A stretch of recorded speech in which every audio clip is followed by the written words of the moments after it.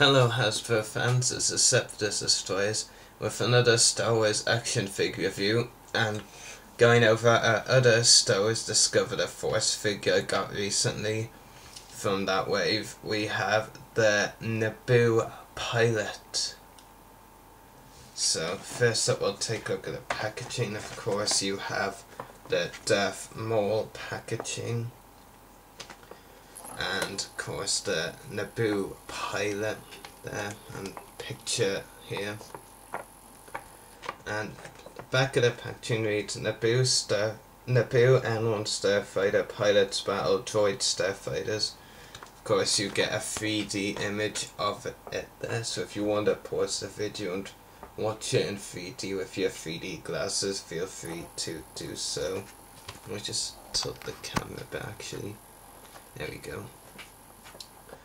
So yeah, one thing I actually do find interesting, first of all, before I go over the figure fully, is the character card you get here has, on this side has one Naboo pilot face, this side has another Naboo pilot face.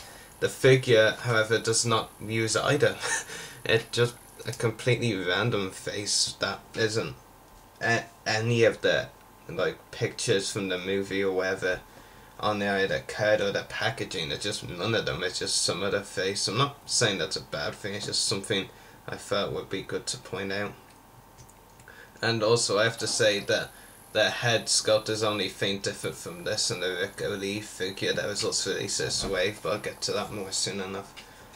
Take a look at the package. You get your usual dice, and you get the black stand that is included with the Discover the Force figures, and also you get the character card, of course, the most useless junk in the galaxy. Yeah, so onto the figure. He does come with a few accessories. One of them, of course, is a removable helmet, which has some fine details on it and does look really good. The only other figure I actually have in my collection that's similar to this one is the Anakin Skywalker from that Naboo Skiff mini rig and the Clone Wars line. I'll tell you, that helmet is hard as beep to get off. This one very much easier to get off, and that's really good. And actually, what I still have off, took a bit of face sculpt. The bear is definitely a really cool face sculpt and has some great detail on it. Face may be a bit grim or like angry or something, but yeah, if that's what they're going for, then they've done a pretty good job, and I have to say, Hasbro. And yeah, as I said, the head is the only thing really different between this figure and Rick O'Lee. Otherwise it's just the same figure. And you get a blaster pistol. I believe this was the same pistol included with the Naboo Royal Guard. Certainly the same weapon. Whether it's a different variation or something is the question, but it is definitely the same weapon included with the vintage action Naboo Royal Guard. And I'll try and give you an action pose. It can sometimes be a bit hard to get back into the figure's hand, but there's the figure pointing the blaster. He's going to shoot the camera. Pew pew. But yeah, the accessory, of course, and something I hate doing because it's so hard for me to get them back on, is taking off the leather cloaks. Of course I want to give you, the viewers, all sorts of views of the figure, so damn it, that elbow failed. There is what is underneath the leather cloak on this figure, pretty much, and it is pretty cool underneath. And another thing I should mention first before I go over other details is the figure does have a holster which you can easily fit the blaster pistol into. The figure itself is pretty cool. It does have some great detail, like the belts and pouches on his torso. Some great details there, certainly. And the colouring of this figure is really cool and interesting. On the back of the figure, some more detail on the back of the figure, but not really that much. Not as much as the front of the figure anyway.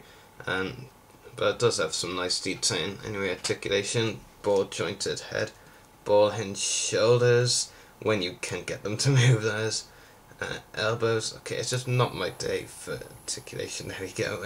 Elbows and swivel wrists, swivel torso, swivel. Did I say wrists here or hips? Yeah, I think I said wrists. I'm sure you know what I mean at this stage. Swivel hips, ball hinge knees, and ball hinged ankles. And another look at the ankles there from a back view, and the knees. Anyway, this is a pretty cool figure. I definitely would recommend picking either this or Ricky Lee up. If you're more of a troop builder, well, I'm not, but I decided to get this one anyway. If you're more of a troop builder, though, definitely go with this one. But if you're more of a, you don't really like care who you get, then Ricky Lee, because like he's a named character. If you're more into named characters, then go with that one. But if you're just your everyday, your completist person, then get both if you really want both. But they're not that much different except for the head sculpt. Anyway, this is a really cool figure. I have no flaws with it whatsoever, so I have to rate it at 10 out of 10. It's definitely a very worthy figure to add to your collection. And I say it Ricky Lee because, like I said, head sculpt's only different, so I can immediately tell 10 out of 10 for that one as well.